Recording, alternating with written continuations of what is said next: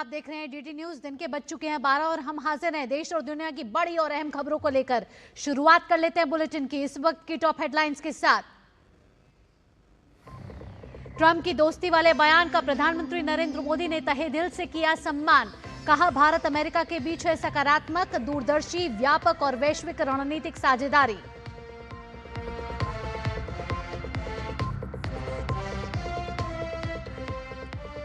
देश के कई राज्यों में मानसून ने मचाई तबाही। सूत्रों के अनुसार बाढ़ प्रभावित राज्यों का दौरा करेंगे प्रधानमंत्री नरेंद्र मोदी, स्थिति की करेंगे समीक्षा।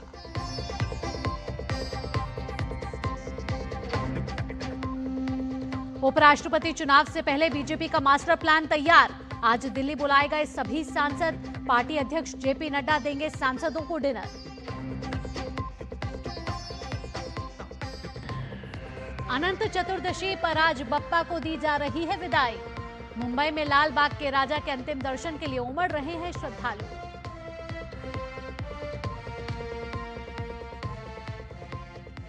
और खेल की खबरों में यूएस ओपन फाइनल में कल अल्कराज और सिनर होंगे आमने सामने।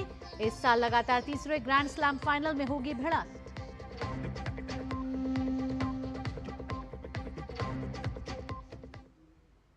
अब खबरें विस्तार से। भारत अमेरिका संबंधों पर आज एक बड़ी खबर सामने आई है।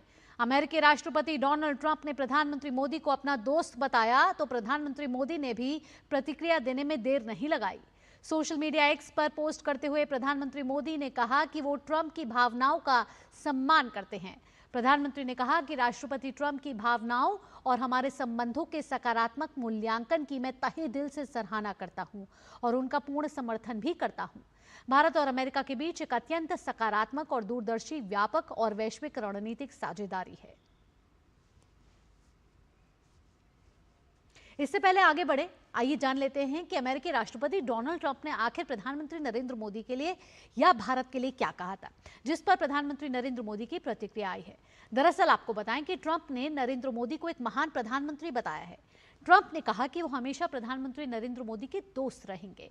उनकी प्रधानमंत्री मोदी के साथ बहुत अच्छी बनती है, लिहाजा किसी भी तरह की चिंता करने की कोई जरूरत नहीं है। उन्होंने भारत अमेरिका के बीच विशेष संबंधों का जिक्र किया। इस दौरान ट्रंप भारत को खोने वाली टिप्पणी से पीछे हटते हुए नजर आए। इस पर पूछे गए सवाल के बयान पर ट्रंप का कहना था कि उन्हें नहीं लगता कि उन्होंने किसी को जिम्मेदार ठहराया है। आगे बढ़ते हुए अब बात कर लेते हैं उपराष्ट्रपति पद के चुनावों की। उपराष्ट्रपति चुनाव में अब गिनती के कुछ ही दिन बचे हैं और इसी बीच भारतीय जनता पार्टी ने अपने सांसदों को निर्देश जारी किया है। पार्टी ने सभी सांसदों को आज दिल्ली पहुंचने के लिए कहा है। उपराष्ट्रपति पद के लिए मतदान 9 सितंबर को होना है। इससे पहले बीजेपी ने अपनी रणनीति को और मजबूत करने के लिए कई कार्यक्रम तय कर दिए हैं। आज शाम की बात करें तो बीजेपी अध्यक्ष जेपी नड्डा ने अपने आवास पर सांसदों को रात्रि भोज के लिए आमंत्रित किया है। इसके बाद यानी कि कल 7 सितंबर की सुबह 9 बजे से देर शाम तक पार्टी सांसदों की एक कार्यशाला होने वाली है। ये कार्यशाला यानी कि वर्कशॉप 8 सितंबर को भी जारी रहेगी, जो संसद परिसर के जीएमसी बालायोगी ऑडिटोरियम में दोपहर 3 बजे से शाम 6 बजे तक चलेगी।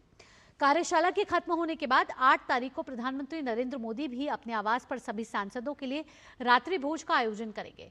पार्टी सूत्रों के मुताबिक ये पूरा कार्यक्रम उपराष्ट्रपति चुनाव से पहले सांसदों को एकजुट करने और रणनीतिक रूप से दिशा देने के उद्देश्य से रखा गया है। आइए अब बात कर लेते हैं आने वाले बिहार चुनावों की। बिहार चुनाव से पहले पक्ष विपक्ष के बीच आरोप प्रत्यारोप जारी है। अब बीजेपी नेता अमित मालवीय ने कांग्रेसी नेताओं पर जमकर निशाना साधा है। उन्होंने सोशल मीडिया पर लिखा कि बिहार के लोग मेहनतकश, ईमानदार हैं और अपने पसीने से इस देश की मिट्टी को सींचते हैं, लेकिन कांग्रेस और उसके नेताओं की नजर में बिहार के लोग गंदे कपड़े पहनने वाले, इन्फेक्शन फैलाने वाले और साथ ही एक अलग ही समाज का रूप प्रदर्शित कर रहे हैं। कांग्रेस की प्रवक्ता सुप्रिया श्रीनेत ने राहुल गांधी के त्याग का बखान करते हुए कहा कि वे बिना किसी डर के बिहार के लोगों से हाथ मिला रहे थे, गले लग रहे थे, माथा चूम रहे थे। इस पर अमित मालवीय ने सवाल किया कि क्या जनता से मिलना और गले लगना किसी एहसान की तरह बताया जाएगा। उन्होंने कहा कि लोकतंत्र में जनता ही सर्वोपरि है।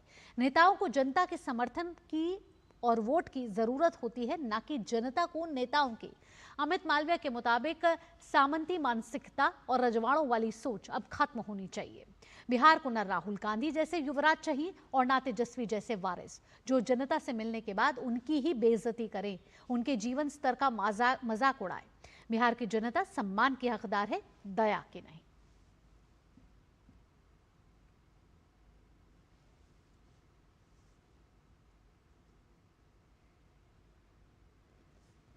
देश के कई राज्य इस समय मानसून का कहर झेल रहे हैं।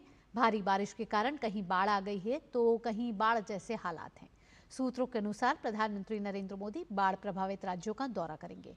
हालांकि दिन, तारीख और स्थान की जानकारी अभी सामने नहीं आई है। पिछले कुछ दिनों में पंजाब की स्थिति काफी खराब हुई है। वहीं जम्मू कश्मीर, हिमाचल और उत्तराखंड हो या राजस्थान जैसे मैदानी इलाके, भारी बारिश ने इन राज्यों में जनजीवन पर काफी असर डाला है। कांगड़ा जिले में ब्यास नदी पर बने पौंग बांध में जलस्तर अभी भी खतरे के निशान से 4.5 फीट ऊपर है। हालांकि जलस्तर पहले से थोड़ा जरूर घटा है, लेकिन जब तक ये खतरे के निशान से नीचे नहीं आ जाता, तब तक सभी गेटों से पानी छोड़ा जाता रहेगा, जिससे कांगड़ा जिले के इंदौरा और फतेहपुर उपमंडलों, साथ ही पंजाब के पठानकोट और गुरदासपुर क्षेत्रों में बाढ़ का खतरा रहेगा।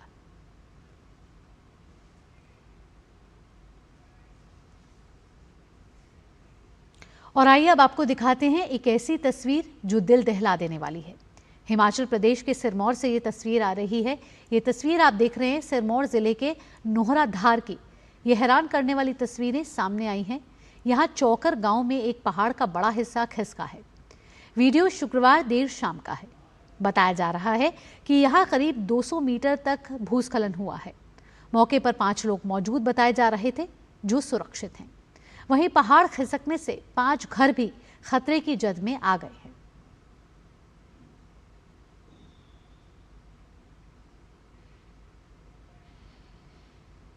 हिमाचल प्रदेश के कुल्लू में गुरुवार देर रात हुए भूस्खलन में एनडीआरएफ कर्मी सहित 7 लोगों की जान चली गई थी, जिसके बाद रेस्क्यू अभियान जारी है। एनडीआरएफ और एसडीआरएफ की टीमों ने कुल्लू शहर में भूस्खलन स्थल पर तलाशी अभियान फिर से शुरू कर दिया है, जिसमें दबे लोगों को निकालने के लिए इस समय रेस्क्यू चलाया जा रहा है। ये आप तस्वीरें देख रहे हैं कि किस तरीके से रेस्क्यू ऑपरेशन अभी भी चल रहा है। हिमाचल प्रदेश के कुल्लू से ये तस्वीरें, जहां भारी बारिश का दौर इस समय जारी है और एनडीआरएफ और एसडीआरएफ की टीमें लगातार तत्परता के साथ यहां काम करती हुई नजर आ रही हैं। लोगों को सुरक्षित स्थानों पर ले जाया जा रहा है। साथ ही आइए अब बात कर लेते हैं हिमाचल प्रदेश के रामपुर जिले में कि जहां NH5 पर भी भारी भूस्खलन हुआ है। चट्टानें गिरने के कारण यातायात पूरी तरीके से बाधित हो गया है, जिससे लोगों को काफी परेशानी हो रही है। हालांकि मौसम विभाग के अनुसार अगले 24 घंटों तक हिमाचल प्रदेश के किसी भी जिले में बारिश की कोई चेतावनी नहीं है, जिससे भारी बारिश का खतरा काफी हद तक अब कम हो गया है। लेकिन तबाही के निशान गहरे हैं और वो हर जगह मौजूद हैं। बारिश की गतिविधियों में कमी से प्रशासन को बुरी तरह प्रभावित इलाकों में राहत और पुनर्वास कार्यों में तेजी लाने में मदद मिली है। इसके साथ ही कल भरमौर में फंसे 500 से ज्यादा मणिमहेश यात्रियों को भारतीय वायुसेना ने चिनूक हेलीकॉप्टर से चंबा जिला मुख्यालय लाया गया। किन्नौर, कुल्लू और लाहौल स्पीति के दूर दराज इलाकों में जरूरी सामान और दवाइयां हवाई मार्ग से पहुंचाई जा रही हैं। व्यास नदी पर पौंग, पंडोह और सतलुज नदी पर भाखड़ा सहित प्रमुख नदियों और बांधों में जलस्तर बढ़ने से पंजाब के पड़ोसी क्षेत्रों में बाढ़ की स्थिति और बिगड़ने का खतरा है। प्रकृति के कहर से मरने वालों की संख्या 350 को पार कर गई है।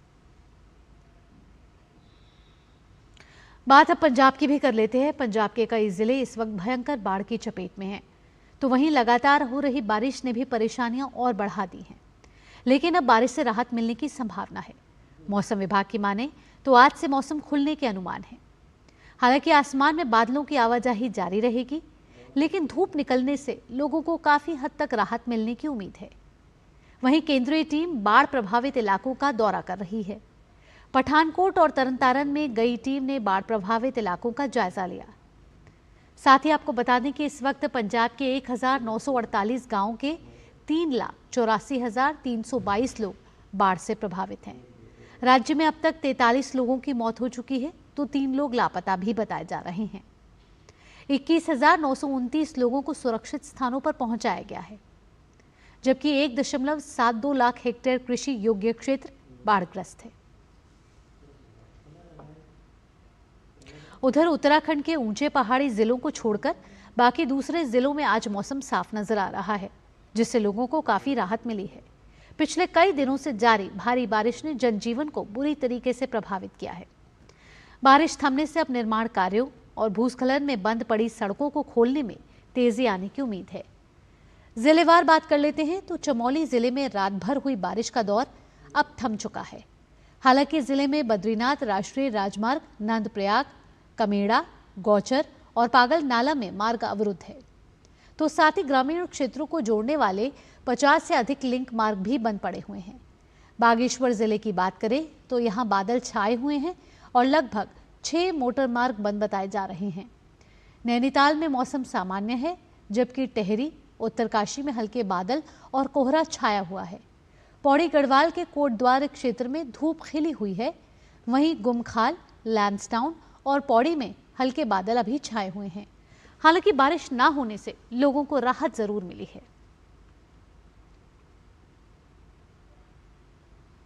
उत्तराखंड में 4 धाम यात्रा का पंजीकरण और संचालन आज फिर से शुरू हो गया है। खराब मौसम और लगातार बारिश के कारण 1 से 5 सितंबर तक प्रदेश में बद्रीनाथ, केदारनाथ, गंगोत्री और यमुनोत्री धाम की यात्रा पर रोक लगा दी गई थी। लेकिन अब उत्तराखंड में मौसम साफ होने के बाद आज से फिर श्रद्धालु इन चारों धामों के दर्शन कर सकेंगे।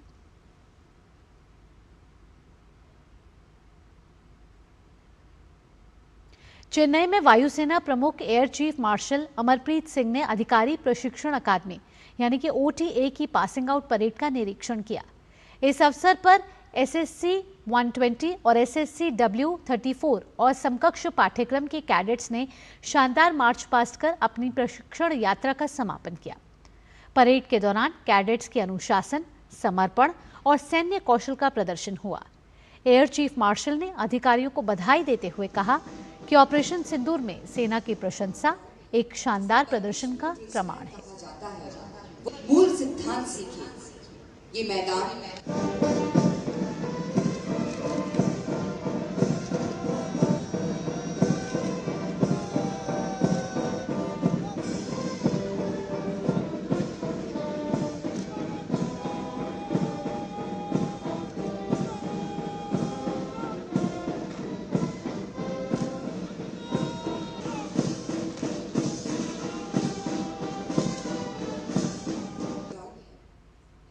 of Sindoor stands as a shining testament to an unparalleled prowess that the Indian Armed Forces, where we demonstrated our capability to deliver swift, precise and decisive blows to the enemy. You, as the future of these forces, must understand that Defence Forces has always been and will always be the first responder. It is our collective responsibility to uphold the trust placed in us by each and every citizen of this nation, and we must be ready and prepared to meet this responsibility. और यहाँ रुक रहे एक छोटे से break के लिए। Break के बाद बात होगी गणपति विसर्जन की।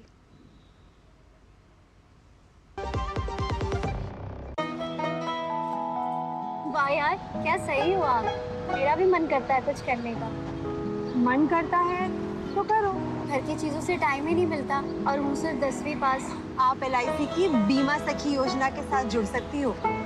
मैं LIC एजेंट बन सकती हूँ। पूरी ट्रेनिंग भी मिलेगी, मंथली स्टाइपेंड भी मिलेगा। स्टाइपेंड भी?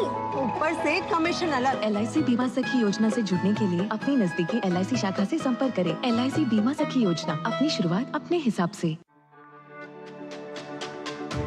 मेरी पसंद, मेरी पसंद, मेरी पसंद, मेरी पसंद, हमारी पसंद, हम सबकी पसंद। मजबूत देश का मजबूत सरिया हो गया स्टील। 10 लाख की लॉटरी मुझे। वाओ!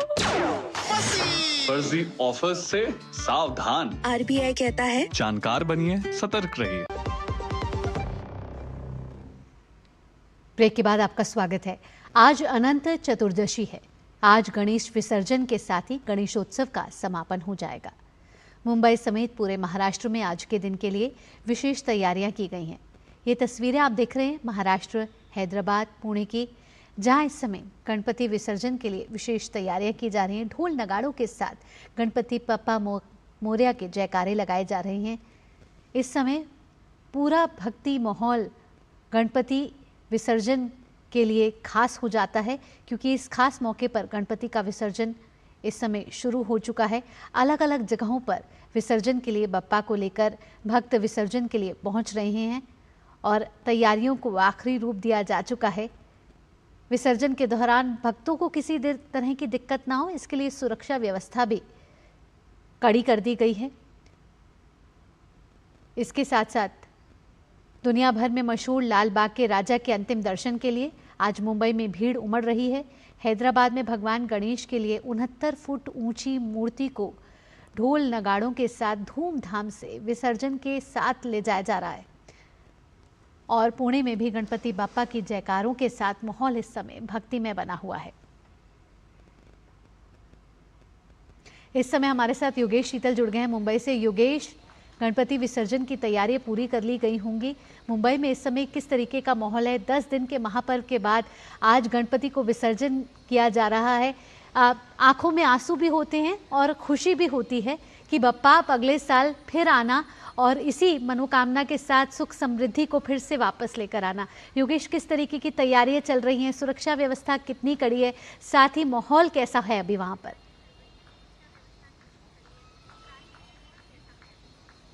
देखिए भावना, अगर बात करें तो पूरे मुंबई में इस वक्त जो है करीब 250 से ज्यादा जो है वो पॉइंट्स बनाए गए बीएमसी के द्वारा। और जो मुख्य जगह है जहां गणपति विसर्जन आमतौर पर होता है, जहां पारंपरिक तरीके से सालों से होता आया है, जैसे गिरगांव चौपाटी है या फिर जुहू बीच है जो कि समुद्र तट इलाका है, वहां पे जो है बड़ी संख्या में पुलिस बल, जो स्थानीय सिविक बॉडी है बीएमसी, वहां अलग अलग प्रबंधक जो है वो वहां पे लगे हुए हैं, जो वॉलंटियर्स हैं, कई सारे एनजीओ जो है वो यहाँ पे लगे हुए हैं। जहां तक आपने कहा, देखिए भावनात्मक जुड़ाव रहा है गणपति का महाराष्ट्र और मुंबई से काफी पुराना। आपको मेरी बाईं तरफ आप देख सकते हैं कि विसर्जन की जो प्रक्रिया है अनंत चतुर्दशी आज वो शुरू हो गई है। आपको दिखेगा वहां भी आरती हो रही है।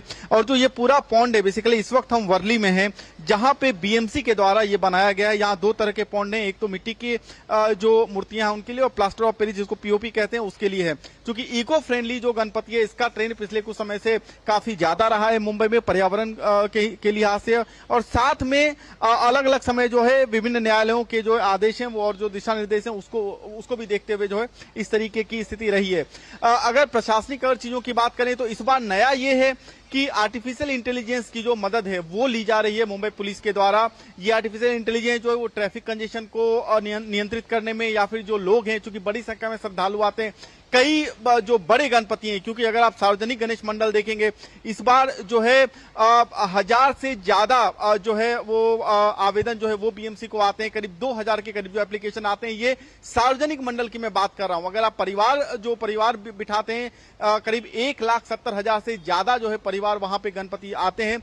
सबका अपना अपना जो है वो सब अपने अपनी परंपराओं के मुताबिक करते हैं। कई लोग हैं जो 10 दिनों का गणपति करते हैं, कई जगह 1.5 दिन, कई जगह 5 दिन, इस तरीके का जो है वो पूरा यहाँ पे विधि विधान रहता है। तो जो 10 दिनों का जो त्योहार है, आज करीब लाखों की संख्या में जो है जो सोसाइटी है या जो परिवार है उनके गणपति जो है उनका विसर्जन आज किया जाएगा। तो इस तरीके से जैसे आप हमारे पीछे देख रहे होंगे, यहाँ पे जो है जो तालाब है वो यहाँ पे छोटे से तालाब यहाँ पे बनाए गए हैं, अच्छे से डेकोरेट किया गया है ताकि जो श्रद्धालु आए काफी पॉजिटिव माहौल में यहाँ पे आए और जो उनकी पूरी अंतिम आरती होती है, अंतिम जो विदाई होती है, वो बहुत पॉजिटिव एनवायरनमेंट में हो।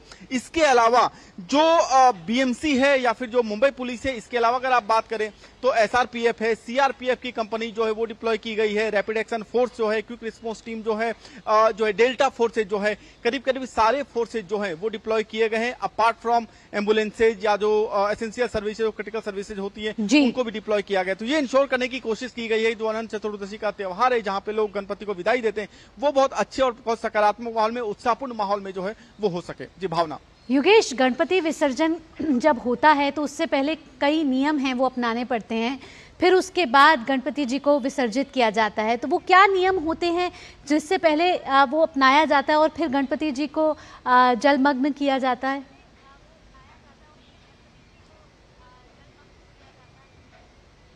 देखिए, वो बेसिकली जो आप बता रहे हैं वो आरती है, जो आरती है वो आरती होती है, वो होती है कि आपको मैं आपको सामने जो है मैं आपको सीधा दिखाई दूं कि देखिए अंतिम विदाई जब होती है उसकी उस वक्त एक आरती होती है। वो आरती अब यहाँ पे परफॉर्म की गई है, जिससे पहले मैं आपको वहाँ पे बता रहा था कि आरती परफॉर्म की गई है और उसके बाद जो है जलावतरण जो है वो गणपति का वहां पर किया जाता है। तो इस वक्त देखिए आरती की प्रक्रिया जो है वो हो चुकी है और अब जो है आखिरी विदाई जो है यहाँ पर जितने भी लोग हैं, बेसिकली एक परिवार का गणपति जो है वो यहाँ पे आया और परिवार के सभी सदस्य जो है वो जो है वो यहाँ पर आए हैं। मैं कोशिश करूंगा कि उनमें आप जरा आ जाइए यहाँ पे, मैं चाहूंगा उनसे भी तो थोड़ा जल्दी आइए। तो मैं चाहूंगा कि उनसे मैं एक बार योगेश, यहाँ हम आपको एक पल के लिए रोकना चाहेंगे। ये लाइव तस्वीरें हैं जो आ रही हैं लाल बागचा के राजा की, और गणपति विसर्जन लाल बागचा के राजा का जो है वो हो रहा है। और इस समय मुंबई में गणपति बप्पा के विसर्जन की धूम है। शहर में सुरक्षा और ट्रैफिक व्यवस्था को लेकर मुंबई में मेगा प्लान तैयार किया गया है। लाखों लोग इस समय सड़कों पर नजर आ रहे हैं। मुंबई में इस समय माहौल पूरा भक्तिमय हो रहा है। यही जयकारे लग रहे हैं कि गणपति बाप्पा मोरया, अगले बरस तू जल्दी आ। रिद्धि सिद्धि के दाता, विघ्नहर्ता गणपति बाप्पा, जिसके विसर्जन की तैयारियां शुरू हो चुकी हैं। लाल बागचा के राजा की ये तस्वीरें, जिनके विसर्जन की तैयारियां अब शुरू हो गई हैं और इस जुलूस के जरिए गणपति विसर्जन किया जा रहा है। और इसको देखते हुए पूरे मुंबई में सुरक्षा के कड़े इंतजाम इस समय किए गए हैं। ये आप देख रहे हैं तस्वीरें जहां लाखों लोग इस समय सड़कों पर हैं और पूरा माहौल इस समय भक्तिमय हुआ है। गणपति बाप्पा मोरया, अगले बरस तू जल्दी आ, इसी जयकारों के साथ गणपति विसर्जन के लिए इस समय जुलूस निकाला जा रहा है। लाल बागचा के राजा, जो 10 दिन का ये महापर्व गणेश महाउत्सव जो मनाया गया, इसके बाद आज दिन है गणपति जी को विसर्जित करने का।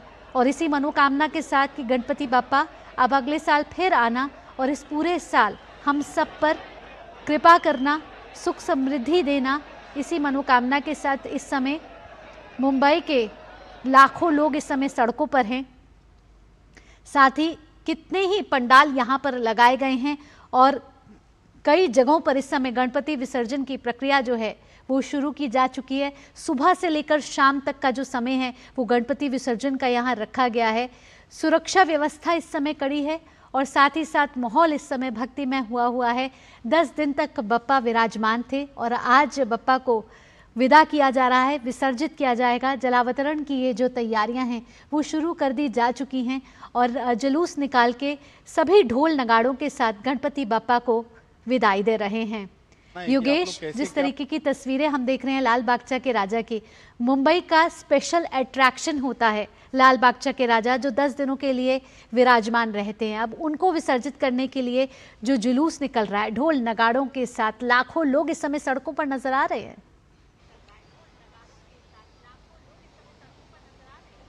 बिल्कुल, देखिए अगर लालबाग का राजा की बात करें तो वहां का एक अलग अट्रैक्शन आता है। बेसिकली कई सारी सेलिब्रिटीज वहां पे आते हैं हर साल और इसको लेकर वहां खासा आकर्षण आता है। लाखों की संख्या में श्रद्धालु आते हैं। लाइव स्ट्रीमिंग की जाती है इंश्योर करने के लिए कि जो लोग ना आ पाए किसी वजह से वो मौका मिस न करते हैं। बहरहाल मैं आपको बता रहा था कि जो घर के जो गणपति होते हैं वहां के बारे में बता रहा था। एक बात बताइए, किस तरीके से आप लोग विदाई देते हैं जब गणपति का विसर्जन करते हैं तो कैसे विदाई देती है? आरती करते हैं और सब लोग आते हैं, लेकिन गणपति बप्पा जा रहे हैं तो हमें बहुत बुरा लग रहा है। ये तस्वीरें योगेश हम दिखा रहे हैं महाराष्ट्र के मुख्यमंत्री देवेंद्र फडणवीस इस समय गणपति पूजा में भाग लेते हुए। आज गणपति विसर्जन का दिन है, ऐसे में महाराष्ट्र के मुख्यमंत्री भी पूजा अर्चना करते हुए नजर आ रहे हैं। ये तस्वीरें मुंबई से आप देख रहे हैं जहां महाराष्ट्र के मुख्यमंत्री देवेंद्र फडणवीस अपने परिवार सहित पहुंचे हैं और यहाँ गणपति विसर्जन की तैयारियां शुरू हो चुकी है। तो योगेश, आप हमें बता रहे थे कि किस तरीके से क्या नियम जो है वो लाए जाते हैं जब गणपति को विसर्जित किया जाता है। उससे पहले एक विशेष आरती की जाती है।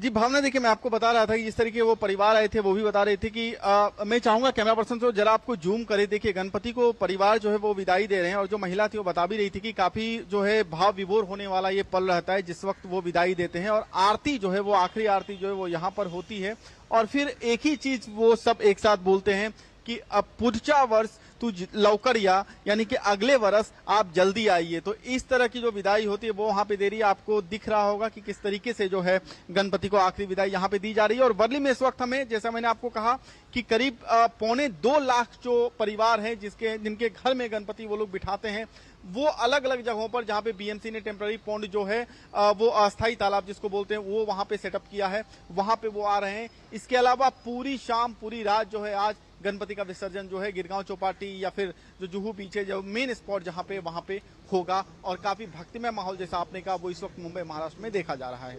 जी भावना। इसके साथ साथ योगेश, जब हम कहते हैं ना गणपति बप्पा मोरया, तो इस मोरया के साथ भी एक विशेष कहानी जुड़ी हुई है। मोरया शब्द जो गणपति बप्पा के आगे लगाया है, इसकी एक विशेष कहानी है, अगर आप हमारे दर्शकों तक पहुंचाना चाहेंगे।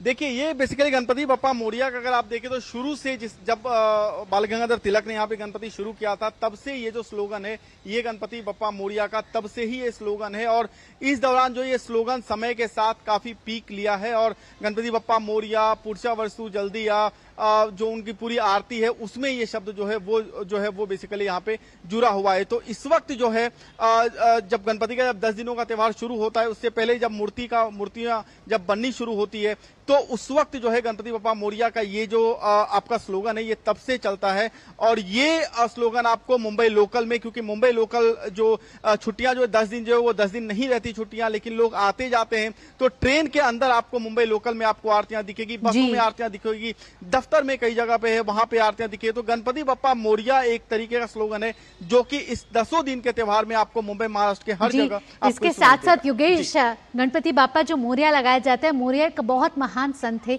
सेवादार थे, उन्होंने गणपति बप्पा की बहुत पूजा करी और उसके बाद गणपति बप्पा ने उनसे कहा कि आप मुझसे वरदान मांगिए। तो मोरया ने कहा कि आप बस मुझे कुछ भी दे दीजिए। तो गणपति ने कहा कि जब भी आप मेरा नाम लिया जाएगा तो उसके साथ मोरया शब्द जरूर लगाया जाएगा और ऐसे ही गणपति बप्पा मोरया हमेशा लगाया जाता है और उनकी जयकारे इसी रूप में लगाए जाते हैं। और आज जब गणपति विसर्जन योगेश हो रहा है तो विशेष तैयारियां की गई हैं और खुशी भी है, गम भी है। खुशी इस बात की कि अगले साल बप्पा फिर इसी सुख समृद्धि के साथ आना, और दुख इस बात का है कि बप्पा को 10 दिन विराजमान रख के उनको विदा किया जा रहा है।